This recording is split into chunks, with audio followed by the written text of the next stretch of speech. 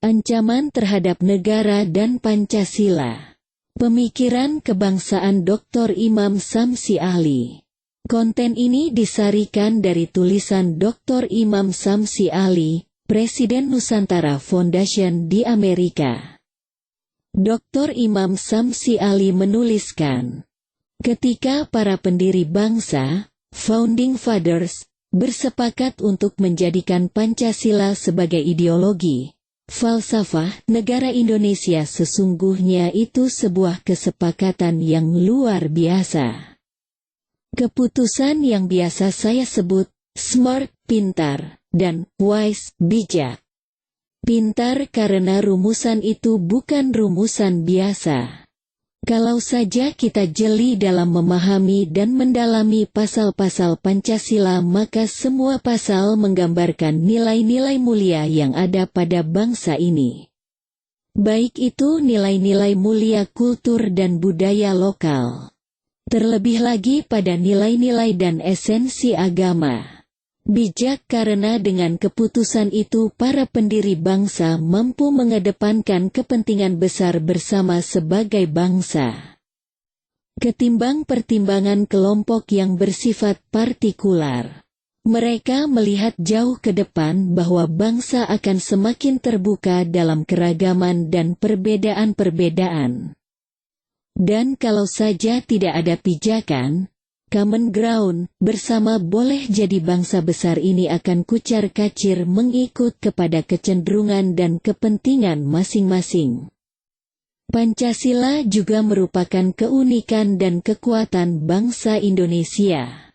Unik karena di dunia ini tidak banyak negara yang bisa mengintegrasikan dua komitmen bangsa.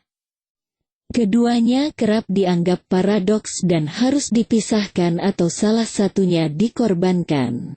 Kedua komitmen itu adalah komitmen keagamaan, religiosity, dan komitmen kebangsaan, nasionalisme. Indonesia mampu menyelaraskan bahkan saling menguatkan dalam kehidupan berbangsa dan bernegara. Agama dan nasionalisme adalah dua hal yang tidak dipandang sebagai entitas terpisah yang saling menihilkan. Sehingga Indonesia dikenal sebagai bukan negara agama dan sekaligus bukan negara sekuler. Tapi dipatenkan menjadi negara Pancasila. Tantangan bahkan ancaman kepada negara dan Pancasila sesungguhnya bersifat multidimensi. Satu di antaranya adalah bagaimana Pancasila mampu teraktualkan dalam kehidupan nyata. Pancasila tidak sekedar menjadi slogan dan formalitas yang dibangga-banggakan. Jangan sampai slogan "Saya Pancasila" menjadi sebuah takiah dari kegagalan berpancasila itu sendiri. Untuk mengukur tantangan dan ancaman kepada Pancasila dan negara tentu dapat dilihat kepada tantangan dan ancaman terhadap setiap pasal dari 5 pasal Pancasila. Kita mulai dengan ancaman kepada pasal pertama, ketuhanan yang Maha Esa. Tantangan dan ancaman ketuhanan adalah ketika agama berusaha disingkirkan dan dimarginalkan bahkan secara sistematis demi nafsu pembangunan dan kemajuan. Tidak tanggung-tanggung agama dan akidah tergadaikan atas nama progress and development, kemajuan dan pembangunan. Seharusnya yang terjadi adalah sebaliknya. Jika komitmen Pancasila itu ada, maka agama, setiap agama untuk pemeluk masing-masing, dan ajaran-ajarannya harus menjadi acuan dalam setiap langkah kebijakan untuk maju dan membangun. Integrasi agama dalam proses pembangunan harus dilihat sebagai sesuatu yang positif dan menguatkan. Bukan racun dan ancaman. Termasuk di dalamnya aspek syariah yang terintegrasi dalam proses membangun negara. Itu adalah bagian dari ketuhanan pada sila pertama Pancasila. Ancaman kepada kemanusiaan yang adil dan beradab, dapat kita lihat pada hilangnya kemanusiaan bangsa ini. Satu indikasi yang dapat kita lihat adalah ketika mereka yang kuat, baik secara ekonomi maupun politik, semakin menancapkan kuku kekuasaan, memanipulasi segala cara untuk tetap kaya dan berkuasa. Sementara rakyat merintih dalam penderitaan yang berkepanjangan.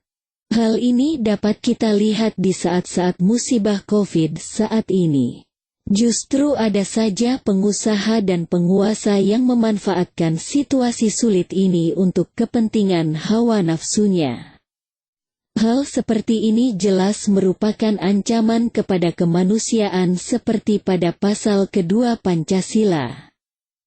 Ancaman kepada persatuan Indonesia sesungguhnya tidak saja karena adanya tendensi atau keinginan mendirikan sistem pemerintahan yang tidak Pancasilais.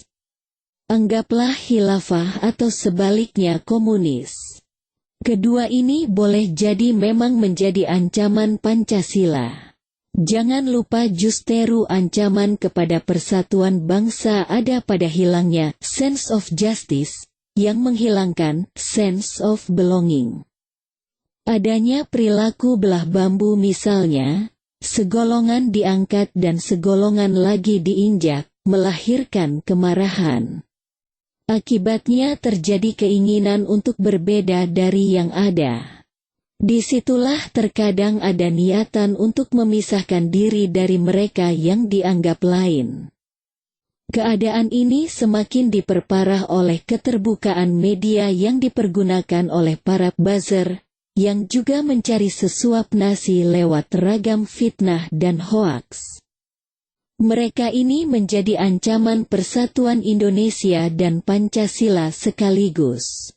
Ancaman kepada permusyawaratan di sila keempat Pancasila sesungguhnya ada pada kekuasaan yang dirancang sedemikian rupa sehingga melahirkan karakter oligarchic government, pemerintahan oligarki, di mana pemerintahan walau atas nama permusyawaratan, ambillah kata lain, demokrasi, tapi sesungguhnya dikendalikan oleh segelintir orang yang punya kekuatan tersembunyi, hidden power.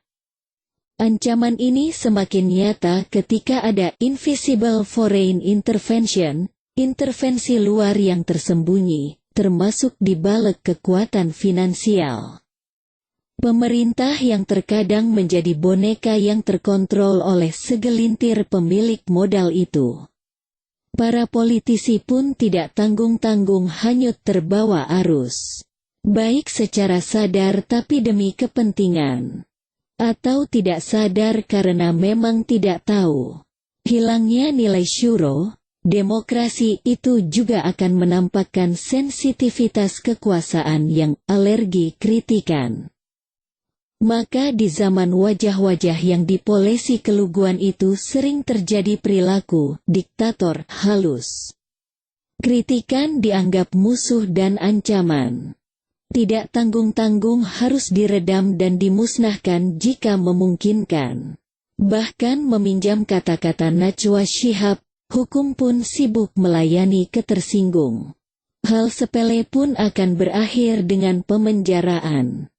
Akhirnya ancaman kepada keadilan sosial bagi seluruh rakyat Indonesia menjadi semakin nyata dengan hilangnya kemanusiaan dan terwujudnya pemerintahan oligarki tadi. Manusia semakin egois, yang kaya semakin kaya, memanipulasi, menghalalkan segala cara untuk mendapatkan kepentingan hawa nafsunya. Berbagai trik politik akan dilakukan untuk semakin menguatkan kuku kekuasaan segelintir itu. Dan seringkali atas nama perundang-undangan yang dirancang oleh segelintir pemilik kekuasaan itu. Karenanya setiap anak bangsa perlu sadar bahwa ancaman kepada negara dan Pancasila bukan karena komitmen dalam beragama, berislam bagi orang Islam. Justru sejarah dan tabiat Pancasila mengatakan bahwa Pancasila akan efektif dalam ajarannya ketika bangsa Indonesia menguatkan komitmen mereka dalam beragama. Ancaman kepada negara dan Pancasila itu ada pada upaya marginalisasi agama secara sistematis. Agama tidak saja dianggap penghalang, tapi ancaman yang harus dimusnahkan. Semua itu teraktualkan dalam ragam ketidakadilan, termasuk berbagai korupsi yang masih menggerogoti kehidupan berbangsa dan bernegara kita. Korupsi itu musuh Pancasila. Jangan teriak "saya Pancasila", tapi juga bermental koruptor.